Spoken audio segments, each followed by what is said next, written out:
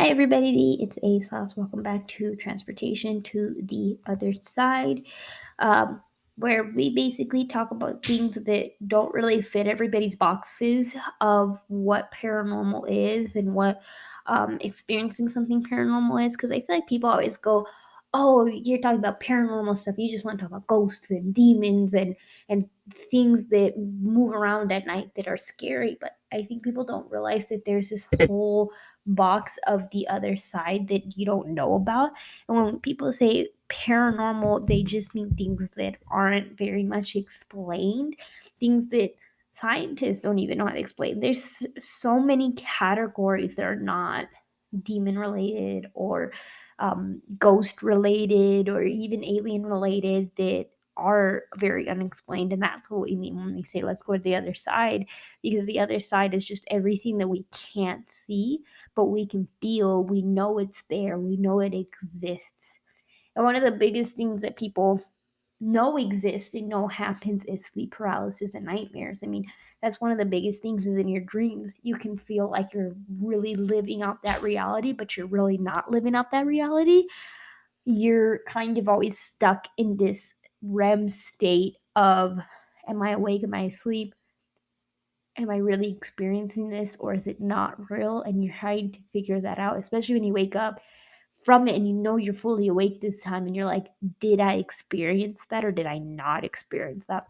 And I thought it was funny because when I was doing research on sleep paralysis, I found out that not even scientists can explain fully what sleep paralysis is. To them, sleep paralysis is just a group of sleeping disorders of unwanted behavior. And they only have theories on why it happens. And they believe, based on studies, that it only affects 7.6 of the general population and 31.9% of psychiatric patients. And I also believe that the people who are at most risk for sleep paralysis are people that have sleeping problems, changing sleep patterns, such as like if you go from working a day shift to working a night shift, you're more likely to have sleep paralysis symptoms. Sleeping disorders like narcolepsy, insomnia, stress, and then some of the groups of psychiatric is those like PTSD, anxiety, panic disorders, and they also believe that some people do experience demons within their sleep paralysis symptoms or nightmares experiences, but about 6.1% express that it's like this out of body experience. And um, there are very much connections to nightmares and distress with sleep paralysis. And it doesn't really affect everybody. Like, I want you to stop and think, have you ever had a sleep paralysis experience? Like, can you truly sit there and say, you know what I experienced last night, that was sleep paralysis, that was weird, that was not normal, and I feel a little uneasy about it. So I do have some stories about sleep paralysis. I'm going to tell you my own, and then I'm going to tell you some other people. So these, I believe, I got off of Lucid Dream Society. And I hope that they don't mind me reading their stories because I want to express how terrifying it is, and I'm definitely going to tell my own. And then I'm going to also tell you about some Native American origins, um, about sleep paralysis and what us as Native Americans believe when it comes to dreams, because growing up as 40% Native American, um, we really believe, excuse me, we really believe that your dreams can tell something and they're warning signs. When you dream something, you can either predict something, warn yourself about something, or warn other people about it. Your dreams are big connectors. So I'm going to start with Native Americans. And this story is like the importance of dreaming, and it is a legend. So it says that the Great Spirit, in a time not known to us, looked about and saw nothing, no color, no beauty. Time was silent and darkness. There was no sound, nothing could be seen or felt. The Great Spirit decided to fill space with light and life. From his great power, he commanded the spark of creation. He ordered the great turtle, to come from the waters and become land. The Great Spirit molded the mountains and the valleys on the turtle's back. He put white clouds into blue skies, and he was very happy. He said, everything is ready now. I will fill this place with the happy movement of life, he thought, and thought about what kind of creatures he would make. Where would they live? What would they do? So on and so forth. His sleeps was filled with dreams of his creations. He saw strange things in his dreams. He saw animals crawling on four legs, some on two, some creatures flew, some swam, and there were plants of all colors covering the ground everywhere. There were insects, there was dogs, there was birds, and there was humans calling to each other. Everything seemed in place. The Great Spirit thought he was having a bad dream. He thought nothing could be imperfect. When the Great Spirit awakened, he saw beavers nibbling on a branch. He realized the world of his dreams became his creation. Everything he dreamed about came true. When he saw the beaver make his home a dam to provide a pond to his family's women, he knew everything had its place and its purpose. It has been told for generations and generations we must not question our dreams. They are our creation. Which is a really good point. Excuse my dogs. Which is a really good point. We must not question our dreams, but it's kind of hard not to question your dreams when you feel like you're being suffocated within your dreams. So let's go to those suffocating kind of moments. So there is a story from Lucid Dreams, and it's called "The Man with a Knife." It says, "I feel awake, but I'm groggy and incredibly tired. It's hard to move. Then I realize I cannot move. Simultaneously, I also acutely aware that I am imminent physical danger. There's a shadow in the room at the foot of my bed, a man with a very large knife. I know I must move to save my life, but again, cannot move. Um, I hold my breath as I cannot move. Instead, I try to be as still as possible. My heart rate's moving slow for the fear that he can hear the inside of my chest. He wouldn't be trying to stab me if I'm already dead, right? I love that theory. I'll get back to that theory in a second. I stay this way, hardly breathing and drifting between awake and asleep again. Eventually, the male shadow is gone. I finally feel I can let go and drift safely back to sleep. When I do awake, I'm almost always on my side, not my back at all. So that was from Sandy G on Facebook. Let me tell you something. When you pretend to be dead, it's like this possum kind of state. This one's from a Reddit story. So this one's like a sleep paralysis loop. It says I was lying in bed at night when I realized my body was rigidly locked in place. It was uncomfortable. I tried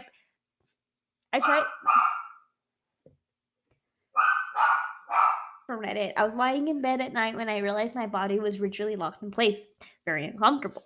I tried to move around, but then my body started racing off the bed just a few inches. Terrifying sensation. Then I woke up with a relief that it was just a dream. Suddenly, I was rigid again, and there's an eerie green glow outside my window. When I woke, I was suddenly disturbed. Somehow, been dreaming again with no recollection of having fallen back asleep.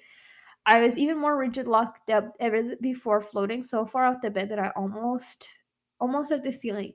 The eerie green glow was brighter than ever before. I panicked and woke up. This time I was actually awake. Sleep paralysis within sleep paralysis within sleep paralysis.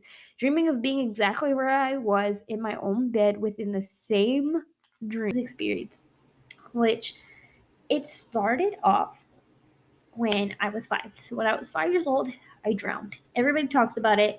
They said it was the weirdest experience ever. Like my whole family keeps talking about when I drowned when I was 5 years old. When I was 5, we went to my aunt's house. We were playing in the pool. We were only allowed to put our feet in because we were still learning how to swim at the time. And so she said, don't go in the water. Y'all aren't allowed to. You guys don't know how to swim.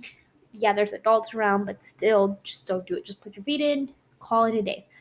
Nobody knows how I ended up falling into the pool and I ended up drowning. Nobody can explain it. I can't even explain it because all I remember from the drowning experience was hearing everybody panic around me. Like I could actually hear the muffled voices outside of the pool of people going, "Oh my god, what do we do?" Everybody was panicking, everybody was screaming. But then it also just felt so peaceful and it felt so calming that I really didn't even panic myself. Like I was calm, I was happy. I saw this big, beautiful light. I saw that it was blue, it was crystal. Everything just seemed so perfect. Even though I was hearing my own family scream and panic, I did not. care at all. I was like, I'm fully at peace and happy to go there. And I knew now, after I've been able to process that experience, that I was dying and that I was going to the other side.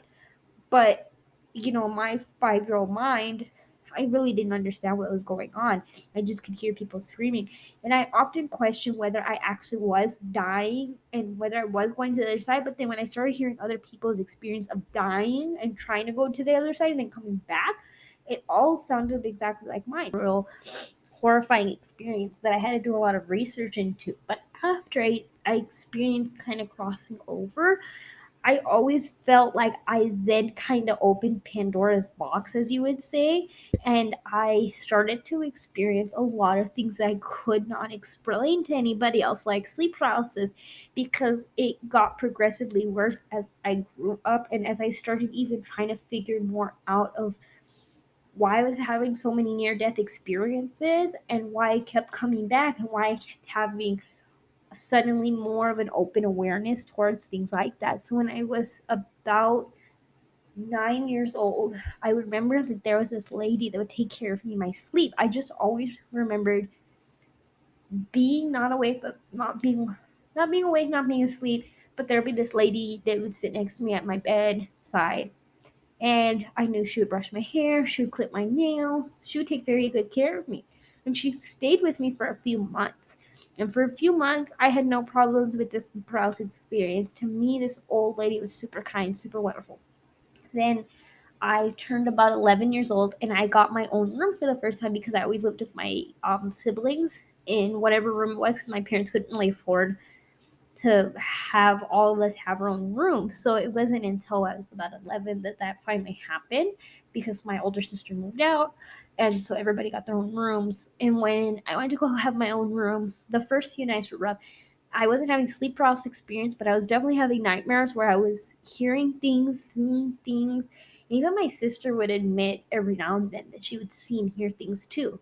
But the first night that I got to sleep on my own, was probably the worst out of that whole experience because I was trying to go to sleep. I'm laying in my bed and I know I fell asleep and I started hearing someone call my name. So I feel myself waking up and checking and I hear my name again. I remember getting up to check and the voice got louder. And then I woke up again and I was like, okay, am I fully awake or am I not awake? And then I remember going to the door and I remember hearing it get louder. It was 3 times that it did it. So, mocking kind of sensation. And I finally was able to get up, run out of my room, and I asked my sister if she was calling me. And she's like, no, why would I call you? I thought that was going to be the worst one. But then I turned 16 and I moved again and I had my own room. And it felt like for 3 weeks I was just getting tormented like every single night. I was having something on my chest. I was feeling like I was being choked. I felt like I couldn't breathe. I was having the worst type of sleep process ever. I was just constantly in fear of going to sleep at night because I would wake up out of breath, being choked, seeing things, hearing things. It kind of did feel a little demonic, but I didn't want to believe that it was. I was just thinking my dreams are kind of getting a little out of whack.